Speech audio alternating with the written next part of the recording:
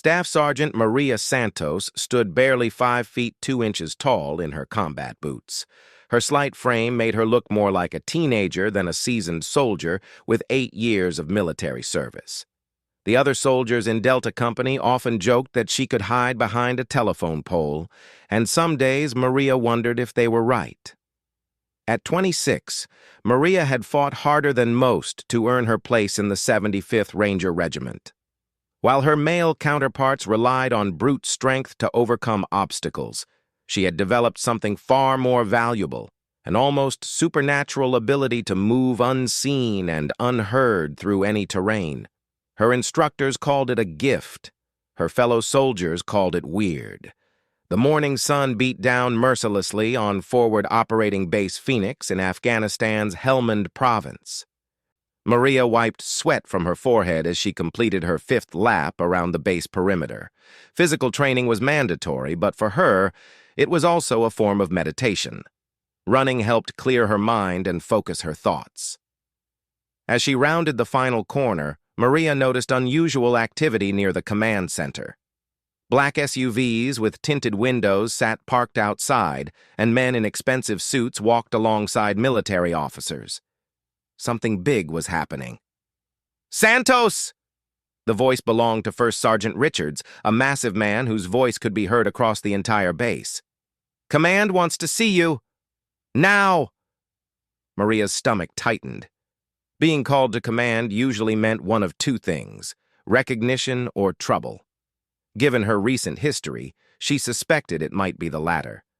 The command center buzzed with activity. Multiple screens displayed satellite feeds, maps, and communication channels. Colonel James Morrison, the base commander, stood at the center of it all, his weathered face showing the strain of command in a combat zone. "Sergeant Santos reporting as ordered, sir," Maria announced, snapping to attention. Colonel Morrison turned to face her, his expression unreadable. "At ease, Santos. We have a situation that requires your particular skill set." Maria relaxed slightly but remained alert. The colonel only called her by name when he needed something unusual done. Most of the time, he seemed to forget she existed.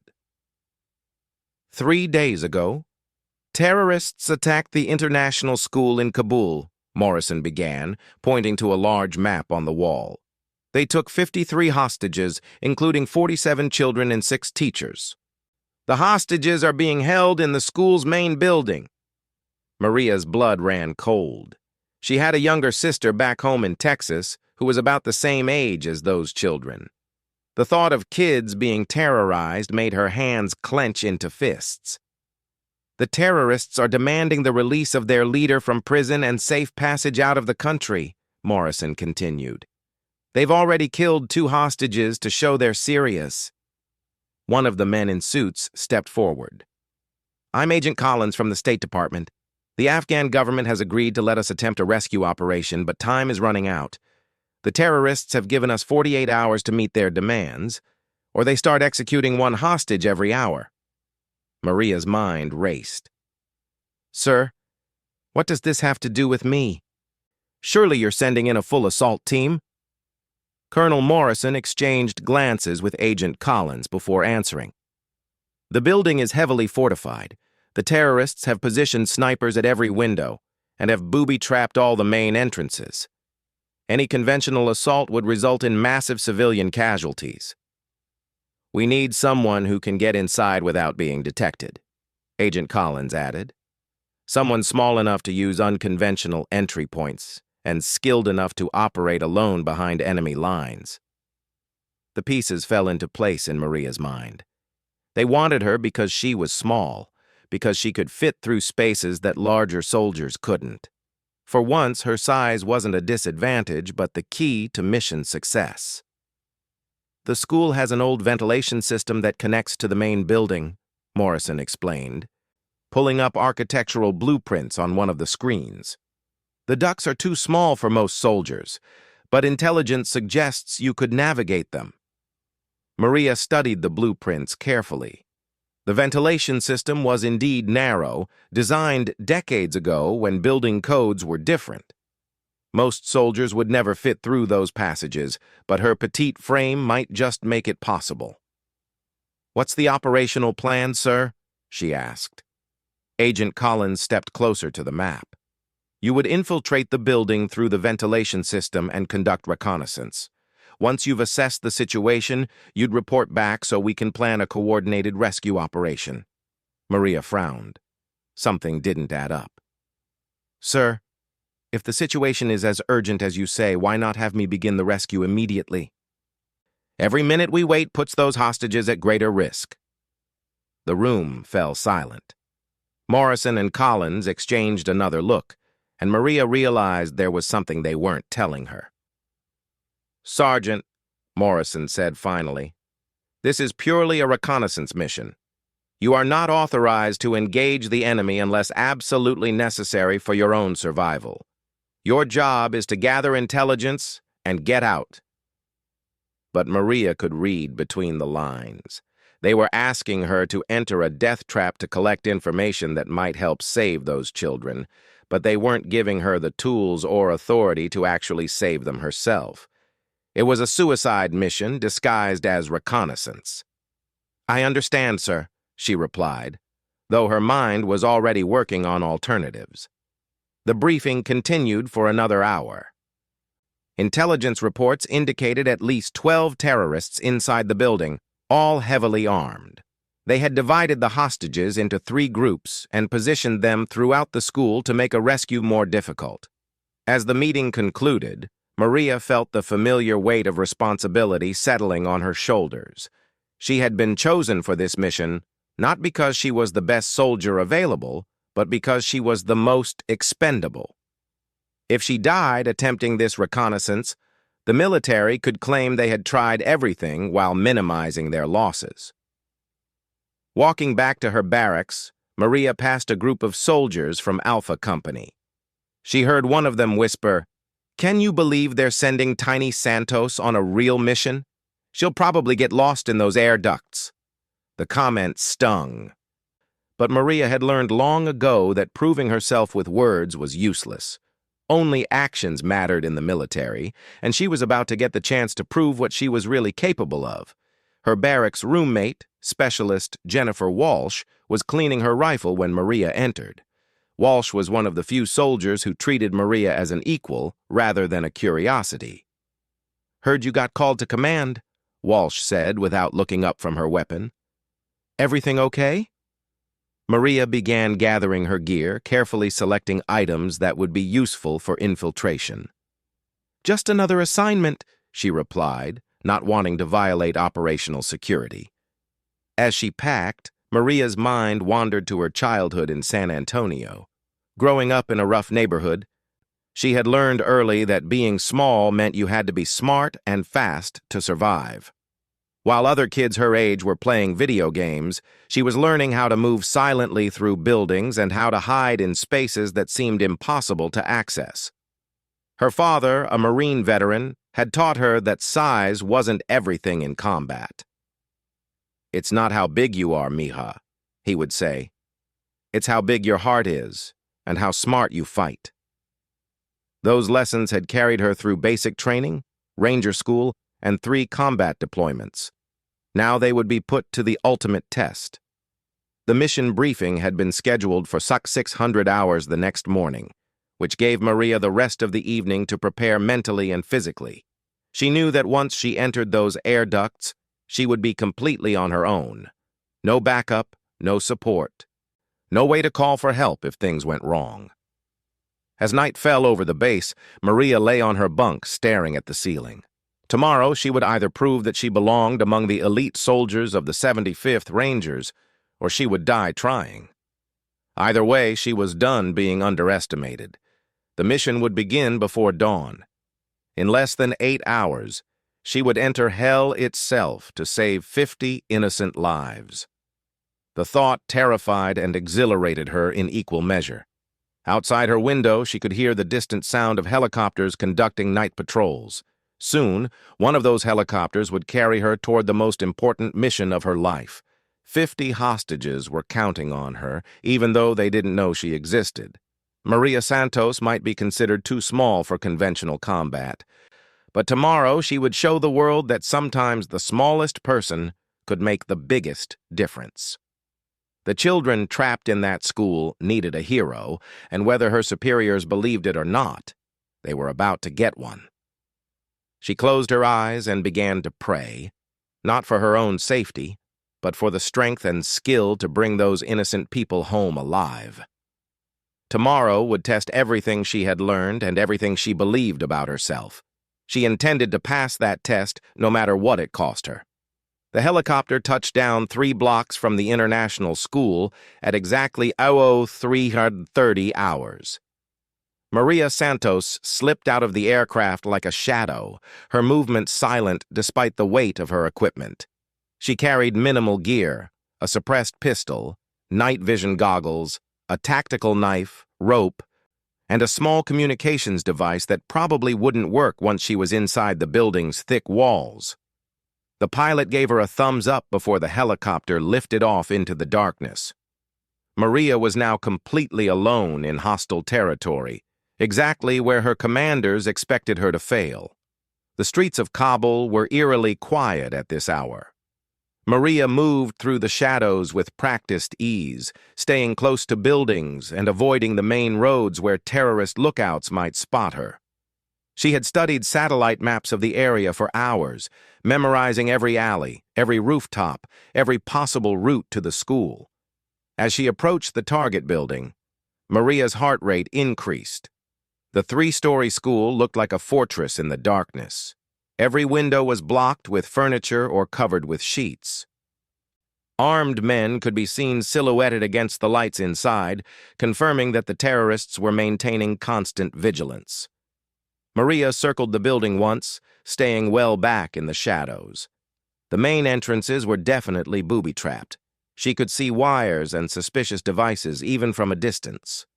The terrorists had done their homework. Any conventional assault would trigger explosions that would kill hostages before the first soldier made it through the door. But Maria wasn't planning a conventional assault. She was planning something that her superiors would never approve of, something that went far beyond her reconnaissance orders. The ventilation system access point was located on the school's north side, hidden behind a maintenance shed. Maria approached carefully, checking for guards or surveillance devices. The area appeared clear, but she knew that appearances could be deceiving. The metal grate covering the ventilation shaft was secured with 4 screws that looked like they hadn't been disturbed in years. Maria used her knife to carefully remove them, wincing slightly at each tiny sound the metal made. If anyone was listening carefully, they might hear her, but she had to take that risk. The opening was even smaller than she had expected. Maria measured it quickly with her hands, barely 18 inches square. Most of her fellow soldiers would never fit through such a tight space, but Maria's small frame gave her just enough room to squeeze inside. She attached her rope to a secure point outside the building, giving herself a way to retreat if necessary. Then she took a deep breath and began the dangerous journey into the heart of the terrorist stronghold. The ventilation shaft was a nightmare of sharp edges and accumulated dust. Maria moved slowly and carefully, testing each section before putting her full weight on it. The metal seemed ancient and fragile, creaking ominously with each movement. One wrong move or too much weight in the wrong place would send her crashing through the ceiling into the room below. After what felt like hours, but was probably only 20 minutes, Maria reached the first junction in the ductwork. According to the blueprints she had memorized, this should put her directly above the school's main hallway. She could hear voices below, men speaking in a language she didn't understand, but their tone was relaxed, almost casual.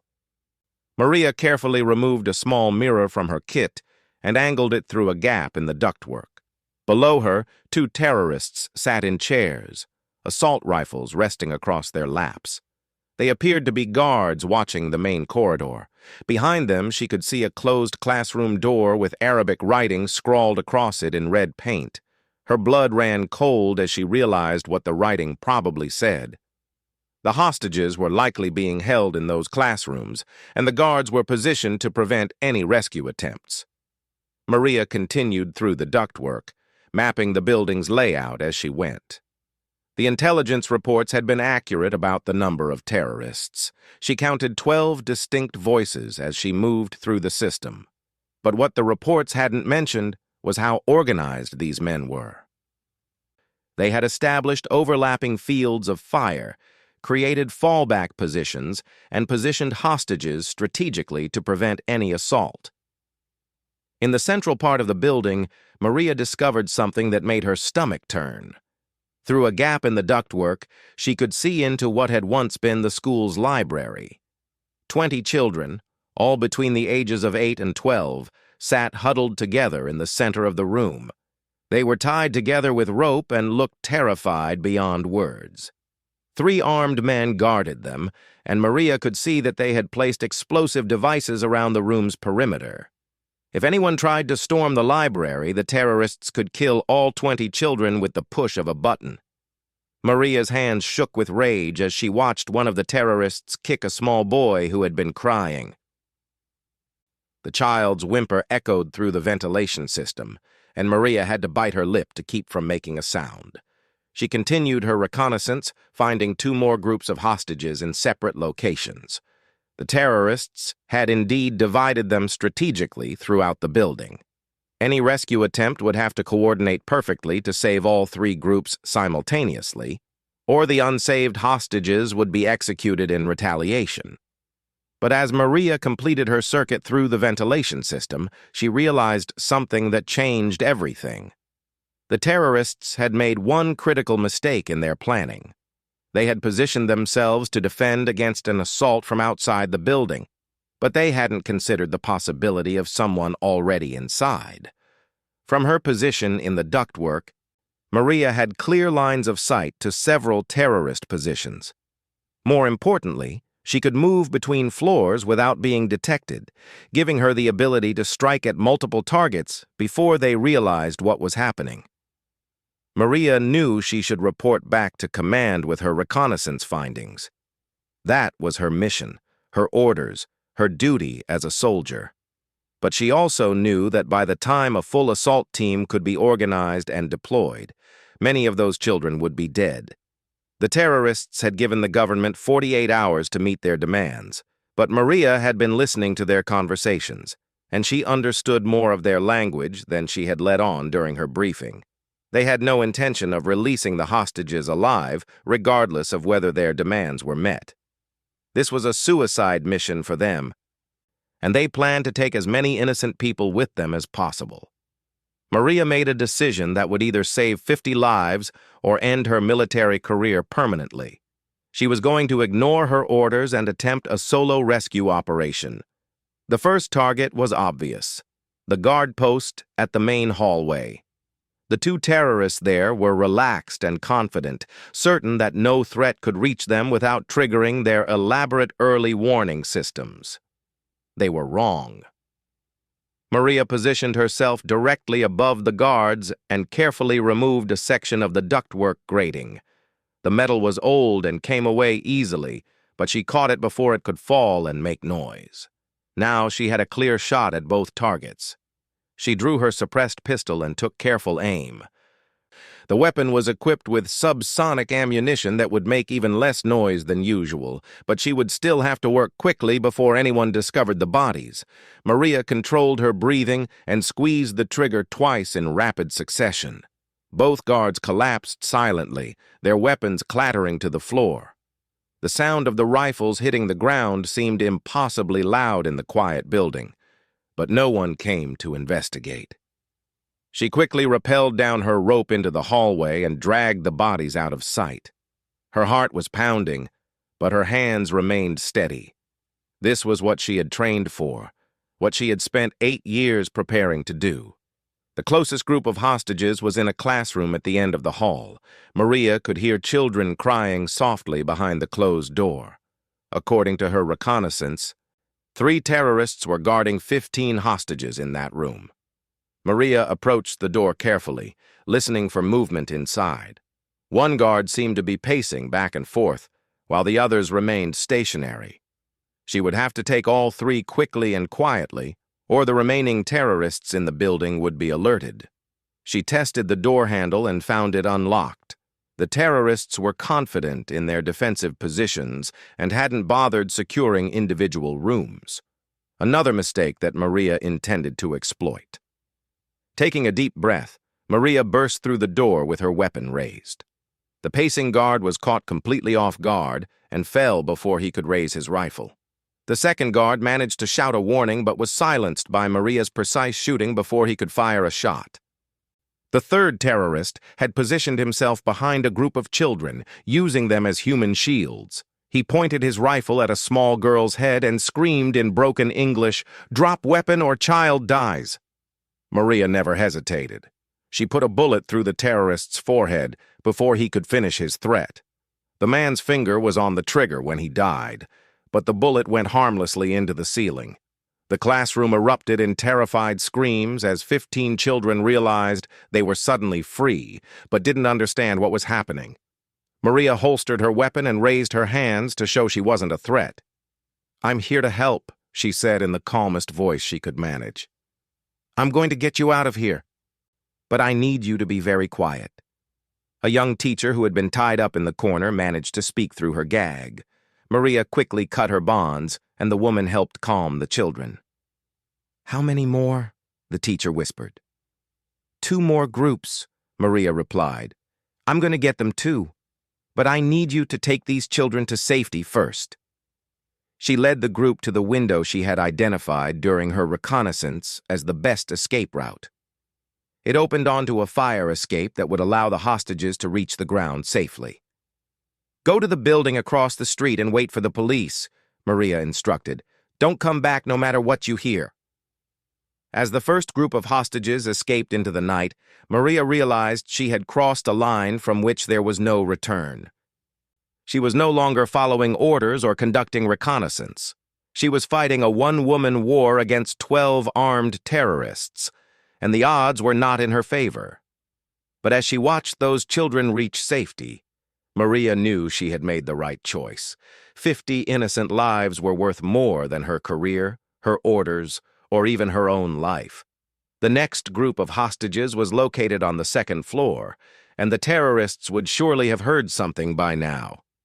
Maria's element of surprise was probably gone, but she still had advantages they didn't know about. She could move through the building unseen, and she knew exactly where they were positioned while they had no idea where she was. The real battle was just beginning, and Maria Santos was ready to show the world that sometimes the smallest soldier could accomplish the impossible. Maria Santos pressed herself against the stairwell wall as angry voices echoed through the building above her. The terrorists had discovered the missing guards and the empty classroom. Their casual confidence was rapidly turning into panicked confusion. "Search every room!" someone shouted in heavily accented English. "Find who did this!" Maria smiled grimly. They still didn't understand what they were dealing with. They were looking for a team of soldiers that didn't exist, expecting an assault that would never come. Instead, they faced something far more dangerous. A lone operator who could strike from anywhere and disappear like smoke. The second group of hostages was being held in the school's computer lab on the 2nd floor. Maria had counted 17 children and 2 teachers during her reconnaissance, guarded by 4 terrorists. But now that the alarm had been raised, the situation would be much more complex. Maria climbed back into the ventilation system and made her way toward the computer lab. As she moved through the ductwork, she could hear boots running on the floors below as the terrorists searched frantically for an enemy they couldn't find. When she reached the area above the computer lab, Maria peered through the gaps in the ductwork and assessed the situation. The 4 guards were no longer relaxed. They had positioned themselves at the corners of the room with their weapons ready, and they had moved the hostages into the center where they could keep a close eye on them. One of the guards was speaking rapidly into a radio, probably reporting to their leader about the missing men downstairs. Maria couldn't understand all the words, but the tone was clear. They knew they were under attack. The terrorist leader's voice crackled back over the radio with new orders. Maria's blood ran cold as she translated the Arabic words in her head. "Kill 5 hostages now. Show them we are serious." The guard with the radio nodded and pointed his rifle at a small boy who couldn't have been more than 9 years old. The child looked up with wide, terrified eyes, not understanding that he was about to die. Maria didn't hesitate. She kicked out the ductwork grating and dropped into the room like an avenging angel, her pistol already firing before her boots hit the floor. The guard threatening the child fell backwards, his shot going wide and harmless. The other 3 terrorists spun toward her, but Maria was already moving. She rolled behind a row of computer desks as automatic rifle fire erupted around her. Bullets shattered monitors and keyboards, filling the air with sparks and plastic fragments. The hostages screamed and huddled together as the firefight raged above their heads.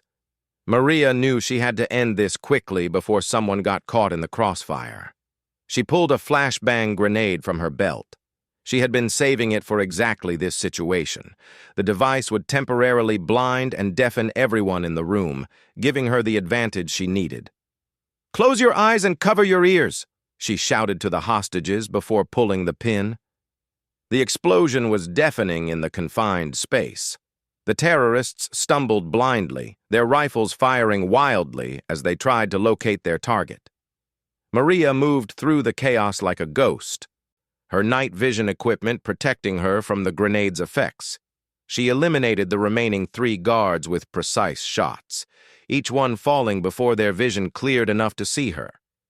In less than 30 seconds, the room fell silent, except for the ringing in everyone's ears. Maria quickly moved to the hostages, cutting their bonds with her tactical knife. "Same as before," she told the teachers. "Window, fire escape, building across the street. Go now and don't look back."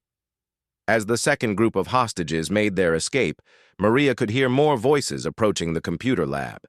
The remaining terrorists were converging on her position, and she was running out of places to hide. She climbed back into the ventilation system just as 3 more terrorists burst into the room. They found their dead comrades and the missing hostages, but they had no idea how close their enemy really was. "She's in the walls!" one of them shouted after noticing the destroyed ductwork grating. "She's moving through the building like a rat!" Maria allowed herself a moment of satisfaction. They had figured out her method, but it was too late to stop her. Only one group of hostages remained: the 20 children in the library, the most heavily guarded and dangerous rescue of all. As she made her way through the ductwork toward the library, Maria's radio crackled to life. It was Colonel Morrison's voice, filled with anger and disbelief. "Santos, what the hell are you doing? You were ordered to conduct reconnaissance only." Maria keyed her radio briefly. "Reconnaissance complete, sir. 32 hostages rescued and en route to safety, 18 remaining. Stand down immediately, that is a direct order."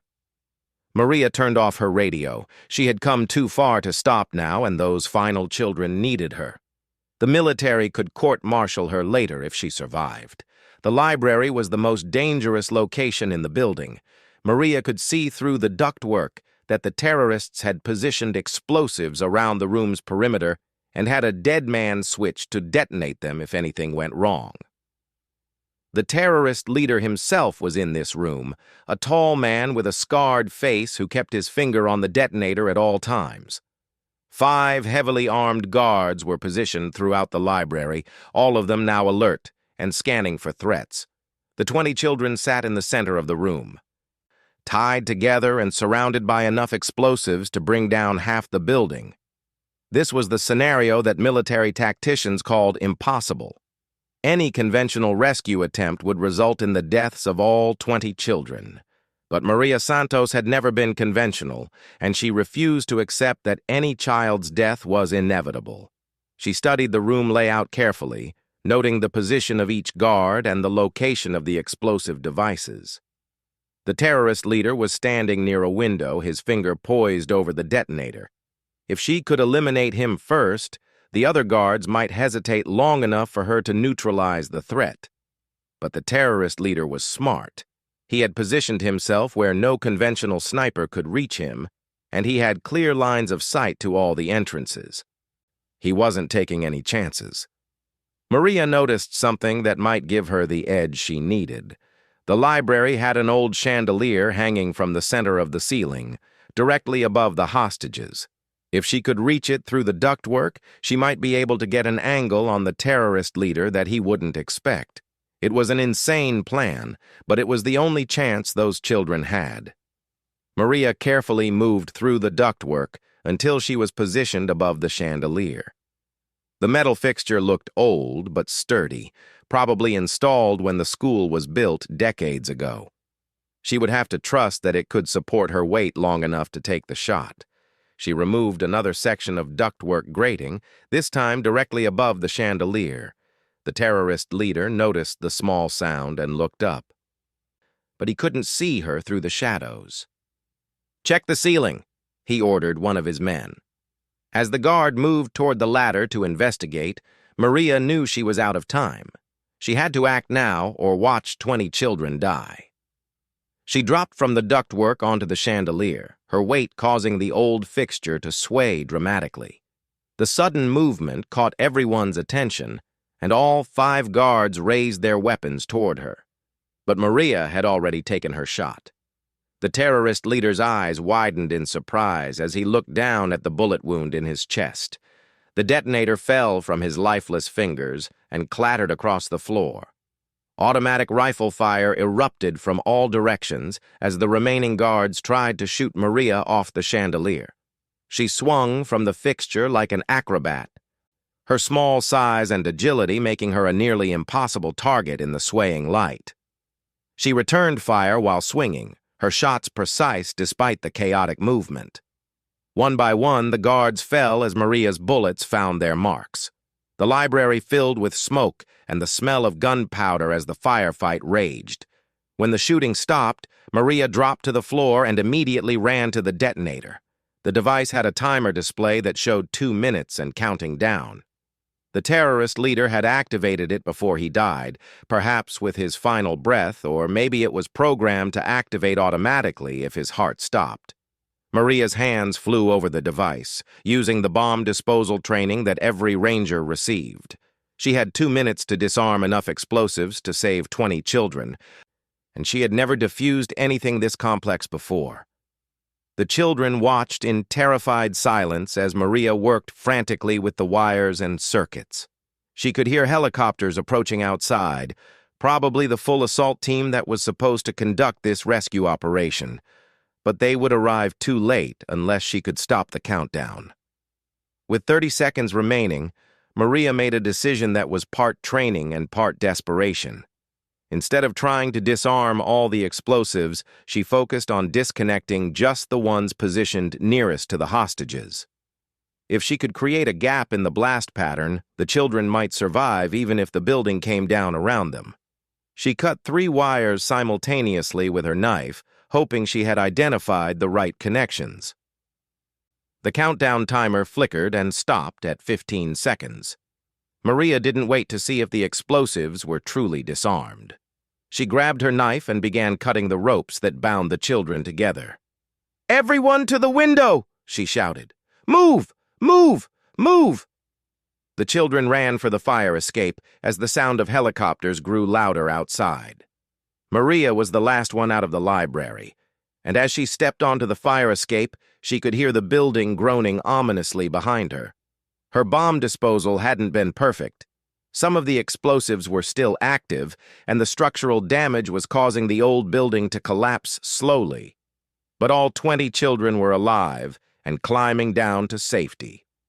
As Maria reached the ground with the final group of hostages, she found herself surrounded by military vehicles and assault teams. Colonel Morrison stepped out of a Humvee, his face a mixture of fury and amazement. "Sergeant Santos," he said formally, "you are under arrest for disobeying direct orders." Maria handed over her weapons without resistance. 50 hostages rescued, sir. Mission accomplished." Agent Collins approached with a group of suited officials. "Actually, Colonel, there won't be any charges. The State Department is recommending Sergeant Santos for the Medal of Honor. The children she had saved were being reunited with their families, crying and laughing as they hugged parents who had thought they might never see them alive again. Maria watched from inside the military vehicle where she waited for transport back to base. A young girl broke away from her family and ran toward the vehicle. She pressed her small hand against the window and said something in a language Maria didn't understand, but the meaning was clear in her eyes. "Thank you." Colonel Morrison climbed into the vehicle beside Maria. "You know you should have followed orders," he said quietly. "Yes, sir," Maria replied. "You could have been killed in there." "Yes, sir." Morrison was quiet for a long moment. "But 50 people are alive today because you didn't." 6 months later, Maria Santos stood in the Rose Garden of the White House as the President of the United States placed the Medal of Honor around her neck. The citation read, in part, "For conspicuous gallantry and intrepidity at the risk of her life above and beyond the call of duty."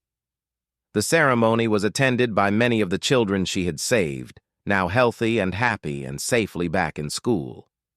They smiled and waved at her from the audience, and Maria realized that this moment made every difficult day of her military career worthwhile.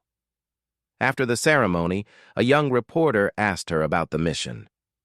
"Sergeant Santos, what was it like to be underestimated because of your size, and then prove everyone wrong?" Maria thought about all the soldiers who had called her too small for combat, all the commanders who had overlooked her for important missions, all the times she had been treated as less capable because of her physical appearance. "Size doesn't determine a soldier's worth," she said finally. "Heart does. Determination does. The willingness to do what's right even when it's dangerous does. Anyone can be big on the outside. It takes something special to be big on the inside." As she walked away from the podium, Maria Santos knew she would never again be underestimated, but more importantly, she had proven to herself that when it mattered most, she was exactly the right size to be a hero. The little girl from the library, now safe with her family, had taught Maria the most important lesson of all. Sometimes the smallest person in the room is exactly what the situation needs. Sometimes being overlooked is the greatest advantage a soldier can have. Maria Santos had entered hell alone and emerged with 50 lives saved. She had shown the world that heroes come in all sizes, and the biggest hearts often beat inside the smallest bodies.